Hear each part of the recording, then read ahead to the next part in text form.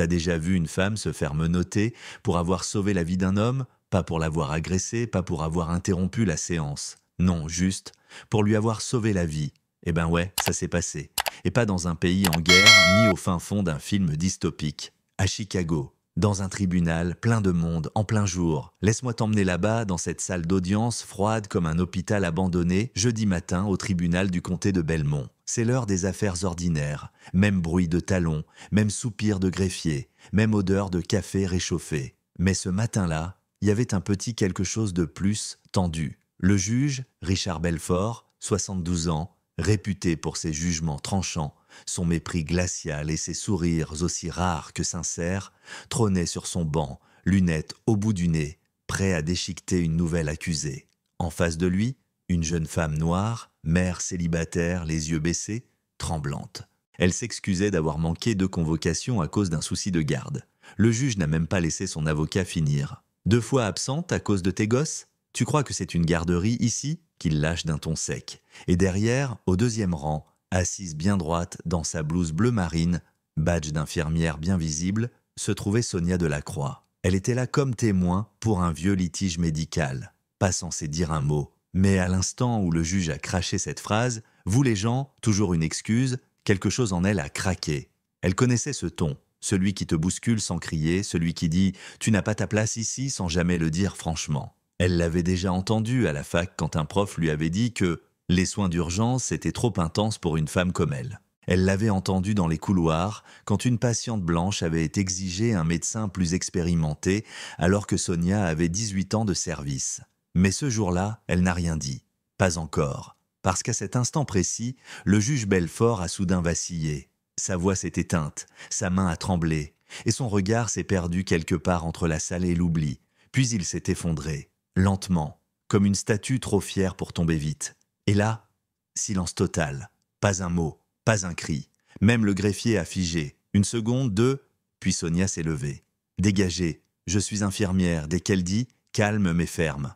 Elle n'a pas demandé l'autorisation. Elle a contourné les bancs, s'est accroupie à côté du corps étendu du juge. Vérification de pouls, rien, respiration mais absente, peau grise, et alors, sans réfléchir, ses mains ont commencé. Compression, profonde, rythmique, 1, 2, 3, 4, 30, 2 insufflations, reprise.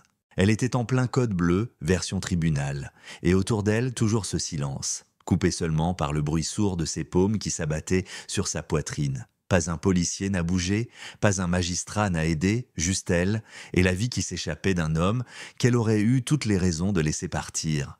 Mais elle ne l'a pas fait. Et au bout d'1 minute, peut-être 2, le juge Belfort a émis un râle, faible, mais vivant. Sonia a senti le pouls revenir, doucement. Puis les secours sont enfin arrivés. Mais avant qu'elle ne puisse souffler, un agent s'est approché, menotte en main. « Vous êtes en état d'arrestation pour trouble au fonctionnement du tribunal. » Ouais, menottée, en blouse, devant tout le monde. Sonia n'a pas crié, n'a pas supplié. Elle s'est juste levée, tête haute, son badge encore accroché à sa blouse, son honneur intact. Ses pas résonnaient sur le sol marbré comme ceux d'une criminelle, mais voilà ce qu'il n'avait pas prévu. Quelqu'un avait filmé une vidéo de 28 secondes, postée sur les réseaux en moins d'1 heure, et boum, l'explosion. Une infirmière arrêtée pour avoir sauvé un juge raciste. Héroïne ou menace, quand la compassion devient un crime. La ville a tremblé. Et pendant ce temps, Sonia dormait sur une banquette de cellule, sans oreiller, le dos endolori, les poignets marqués. Le lendemain matin, un homme est apparu derrière la vitre.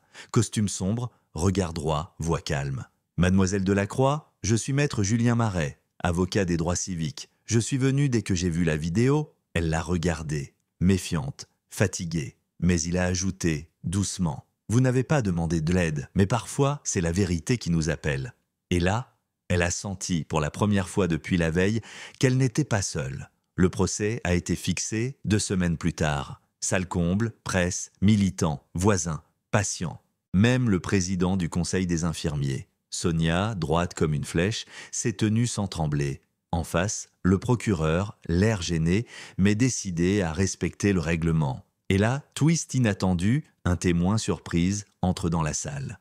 Docteur Michel Régnier, cardiologue personnel du juge Belfort depuis 10 ans. Cheveux gris, lunettes glissantes, mais ton assuré. Le juge souffre d'une pathologie cardiaque depuis des années, qu'il dit. Il aurait dû arrêter de siéger il y a 6 mois. Je le lui ai dit.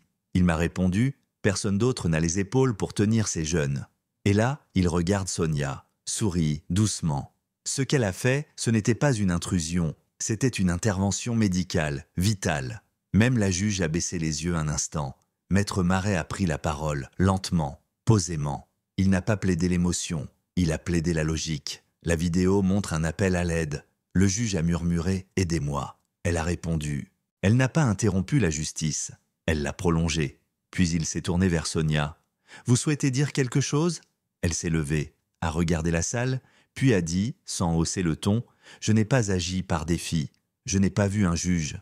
J'ai vu un homme en détresse, j'ai agi par devoir, par instinct, et je ne m'excuserai pas d'avoir été humaine. » Silence. Puis la juge a annoncé « Le tribunal statuera sous 48 heures. » Mais dehors, le peuple, lui, avait déjà décidé. Devant le tribunal, des dizaines de gens attendaient, certains avec des bougies, d'autres avec des pancartes. Une petite fille lui a tendu un dessin. « Merci Sonia, tu es une vraie super-héroïne. » Et chez elle, en ouvrant la porte, sa fille Camille qui s'est jetée dans ses bras. « J'ai cru qu'ils allaient te garder pour toujours. Moi aussi, ma chérie, moi aussi. » Plus tard, devant le miroir, elle a ressorti sa vieille blouse blanche, celle que son frère décédé lui avait offerte avant son premier stage. Elle l'a passée et a murmuré « Cette fois, je la porte pour de vrai. » Et là, en face, sur le trottoir, un voisin a allumé une enceinte. Et tout doucement, sans dire un mot, la rue a applaudi. Tu vois, c'est ça l'ironie. Elle a sauvé la vie d'un homme qui, la veille, la regardait comme si elle n'en valait pas la peine. Mais elle l'a fait quand même, parce que c'est ce qu'elle fait. Elle sauve des vies. Maintenant, dis-moi, est-ce que ce monde tourne encore rond quand une femme noire peut risquer la prison pour avoir sauvé un homme blanc puissant? Est-ce qu'on veut d'un système où la compassion est suspecte et le silence est la seule chose qu'on récompense? Dis-nous ce que t'en penses. Laisse ton avis en commentaire. T'as déjà vu une injustice pareille? Ou tu penses qu'il y avait une autre voie? Et si cette histoire t'a touché, partage-la. Parce que parfois, ce qui fait le plus bouger les lignes, c'est quand on refuse de se taire.